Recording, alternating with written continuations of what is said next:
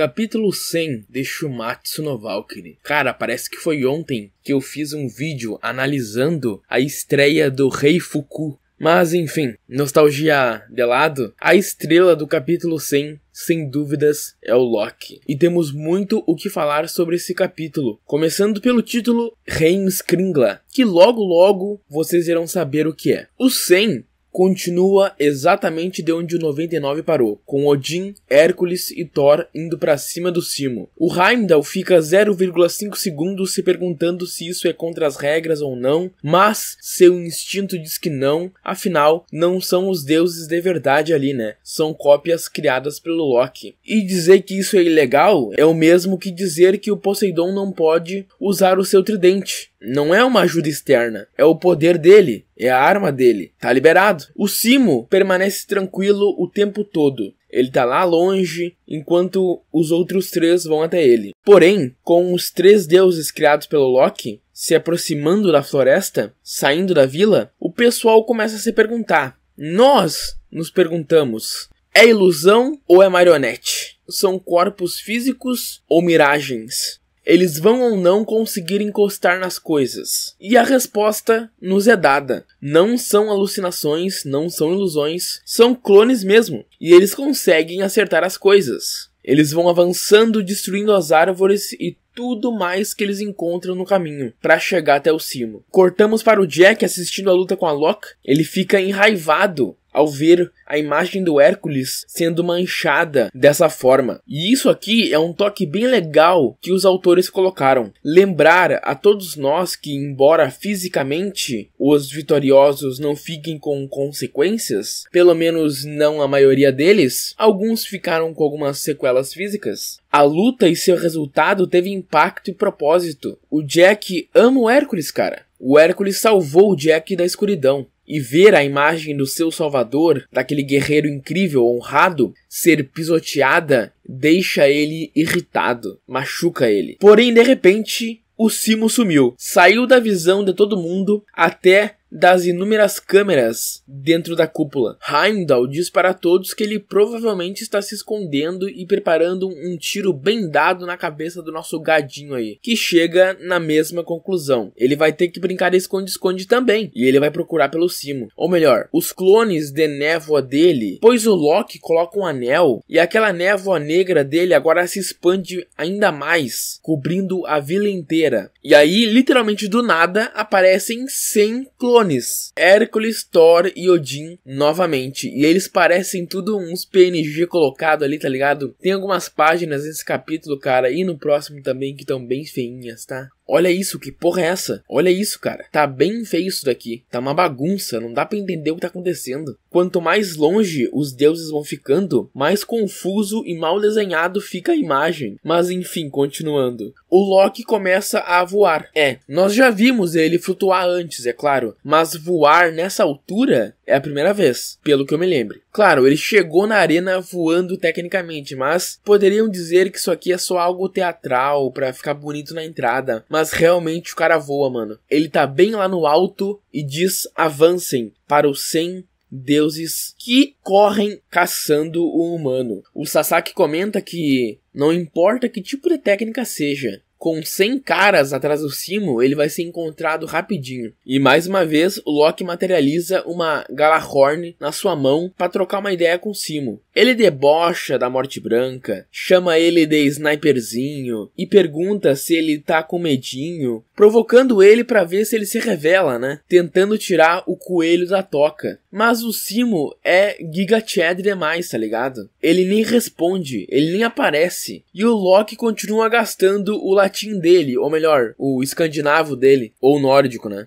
Cara, ele faz a Galahorn voar pra que ele possa gesticular com as mãos, cara. Eu acho que o Loki é o personagem mais mágico de Shumatsu até então. Ele tem um leque de poderes bem extravagantes, eu diria, bem diferentes do que nós estamos acostumados a ver. É bem comum para Shumatsu. E ele do nada decide falar sobre as suas habilidades. E esse é o foco desse capítulo. O capítulo 100 foca nas habilidades do Loki, mas ele lida com elas de uma maneira bem interessante, não é só uma explicação jogada, embora tenha isso também. Eles fazem dessa explicação jogada um plot que vai ser explorado. Eles jogam, mas eles jogam por um propósito e esse propósito é explorado. Olha só, ele diz que a habilidade dele é poder copiar tudo que existe na criação. O que ele quiser ele copia. Quebrado pra caralho, né? Mas tem condições, é claro. Porque senão vira várzea, né, cara? Tem que ter condição, tem que ter regras. Senão, vira só um festival de poderzinho pra lá e pra cá. Ele começa dizendo que graças a esse anel, o anel do palhaço, a sua habilidade, Heimskringla, fica ainda mais forte. E esse Heimskringla, e eu posso estar falando errado o nome, na vida real é uma coleção de sagas escritas pelo historiador islandês Snorri Sturluson, no século XIII. Ela narra a história dos reis da Noruega desde suas origens mitológicas até o século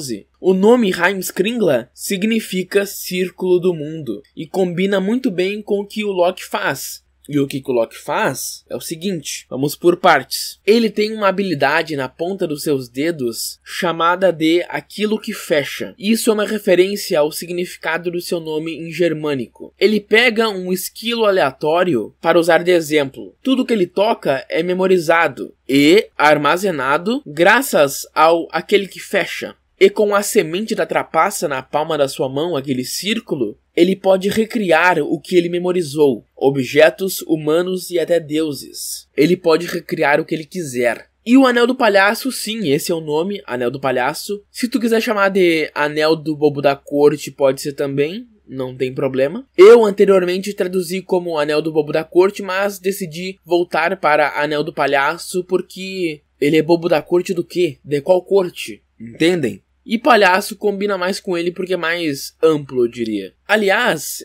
esse anel, que é o tesouro sagrado dele, é o Anel da Multiplicação Andvaranaut.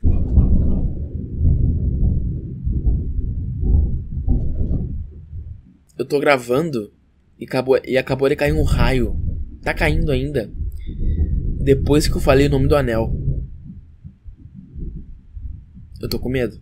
Esse anel também é famosamente conhecido por outro nome, o Anel de Nibelungo, que quem assistiu o melhor arco filler de toda a existência dos animes já ouviu falar desse anel. Mas o que ele foi exatamente na mitologia nórdica? O Anel de Nibelungo é um anel da mitologia nórdica associado à maldição da cobiça e da desgraça. Ele pertencia ao anão Andvari, que o usava para acumular riquezas ilimitadas. A história do anel está ligada à saga dos Volsungos e à lenda do ouro de Andvari, que influenciou a criação, o Anel de Nibelungo, de Richard Wagner. Mas voltando para Shumatsu, ele diz que sem o anel ele não consegue criar mais do que 5 clones de uma vez. Mas com o anel, ele pode criar números infinitos de clones. E mano, que bicho roubado, tá? De 5 para infinito é muita coisa, tá? Que tesouro sagrado quebrado, pelo amor de Deus. E aí ele revela porque ele escolheu esse terreno. Além, é claro, de tentar meter uma pressão psicológica ao colocar o Simo de volta a um campo de batalha que supostamente o traumatizou, ele também escolheu esse campo porque ele é super aberto e ele pode mandar o seu exército pra cima do Simo. Ele pode invocar quantas criações ele quiser sem precisar ir lutar diretamente. Em uma arena pequena, a chance dele entrar em combate corpo a corpo é maior. Ou seja, essa arena super grande, a maior arena até agora de Shumatsu, se eu não me engano, é essencial para ele, é muito boa.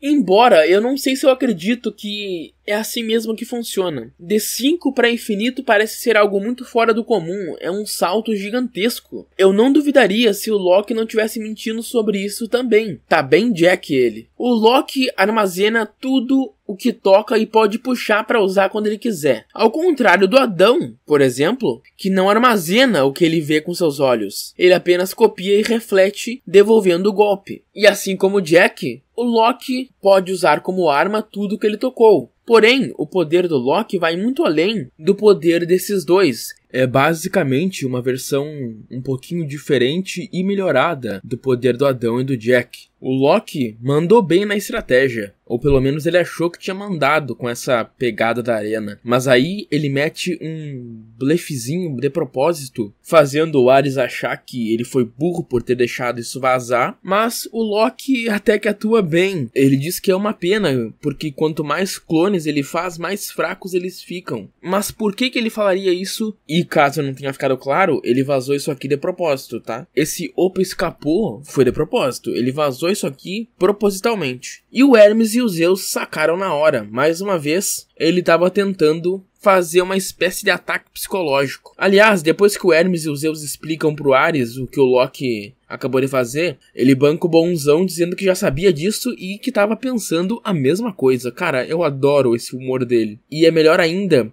porque ele é simplesmente ignorado e só senta no canto dele de novo. Coitado.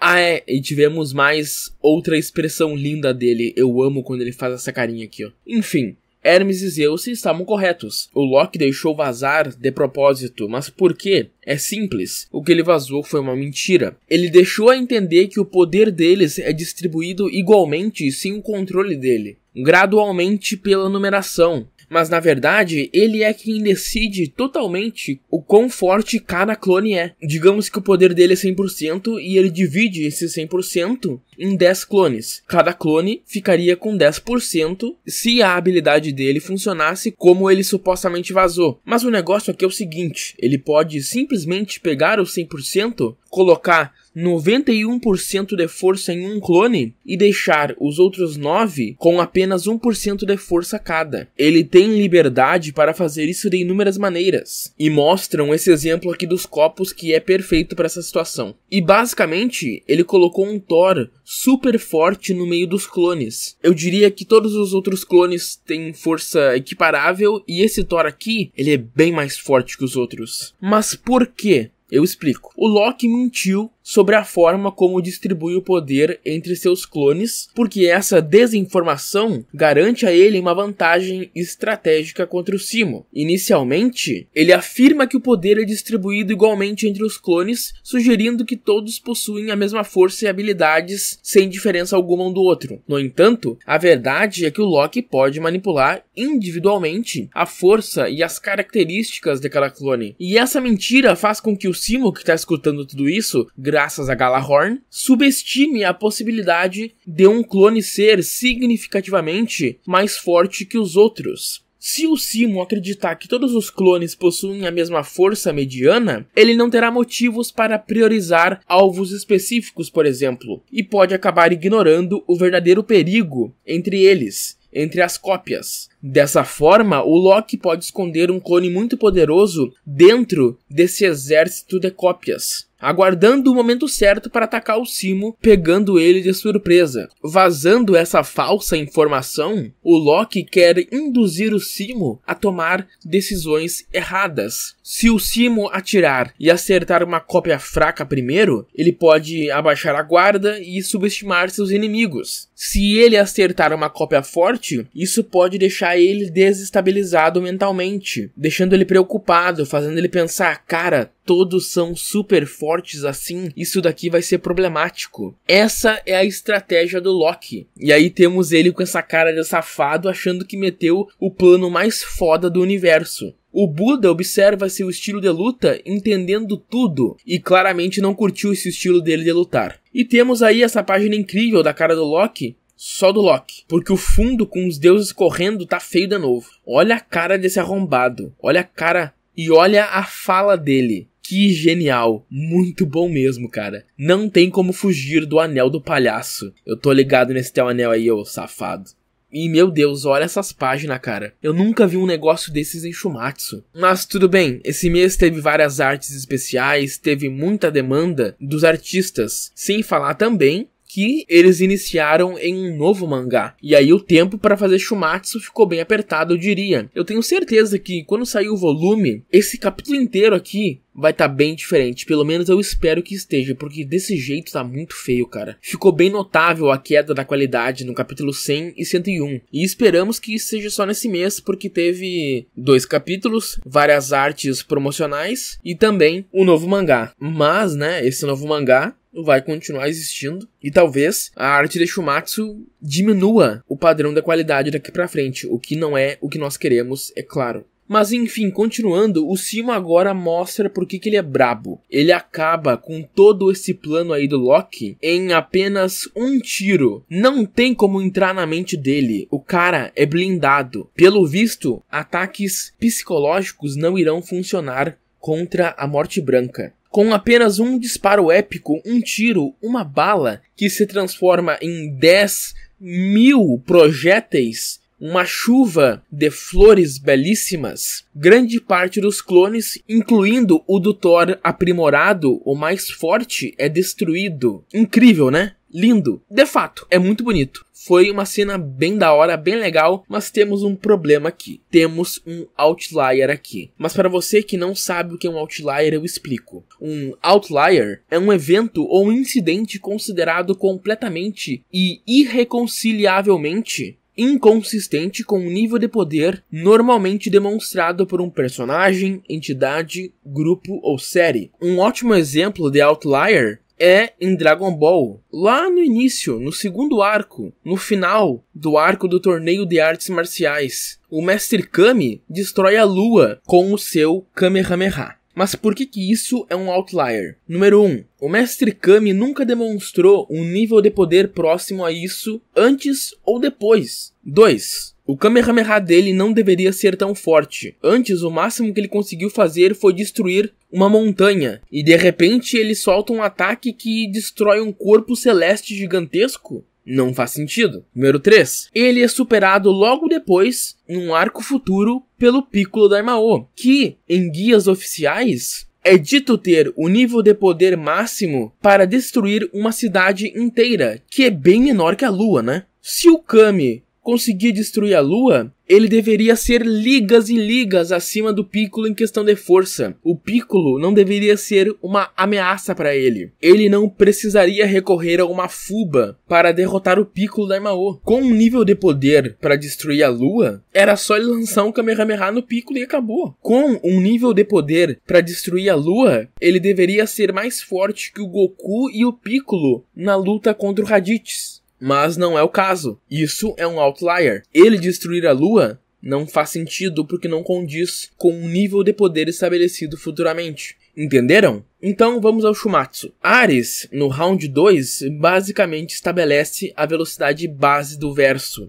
Ele define que a velocidade que Adão e Zeus, musculoso, estão lutando é acima do padrão de deuses comuns. E pelos cálculos que os nerds da internet fizeram, analisando o ataque do machado divino dos Zeus, eles atingem ou passam a velocidade da luz. Com essa fala do Ares sobre isso, fica estabelecido que o verso é a velocidade da luz. Todos se movem relativamente similares uns aos outros, na velocidade da luz ou acima disso. Mas agora, nesse capítulo, nós tivemos o contrário do caso do Mestre Kami. Tem todo um drama. A plateia testemunhou um milagre, pois o tiro do Simo ultrapassou a velocidade do som 2 vezes. O que não é nada. Isso aqui é um outlier, porque ele fazer isso não deveria ser nada demais. Todos do Ragnarok são FTL, ou acima disso. Mas, vamos ser sinceros, faz alguma diferença para a obra? Sim, mas faz muita diferença? Não muita. Vai estragar a narrativa? Não vai. É apenas uma inconsistência que os autores cometeram. É só ignorar, que nem fazemos com o caso do Mestre Kami. E também foi apenas uma decisão bem curiosa querer impactar a gente, fazendo esse baita drama como se isso fosse algo incrível, sendo que 2 rounds atrás nós vimos o Apollo com Epicairos. Foi uma escolha bem burra, talvez. Enfim, mais uma página horrível. Que porra tá acontecendo aqui? Olha que negócio nojento. Vamos continuar. O Loki subestimou e muito o Simo, tá? E agora ele teve um choque de realidade. A Morte Branca não vai cair tão facilmente e não vai ser afetado por estratégias psicológicas. E o Loki tá começando a entender por que a Brunhilde escolheu justamente o Simo para enfrentar ele. E essa técnica que ele usou, do tiro se dividir em vários, parecendo botões de flores desabrochando, se chama técnica da sniper antideuses, profusão das 10.000 flores. Ilmatar.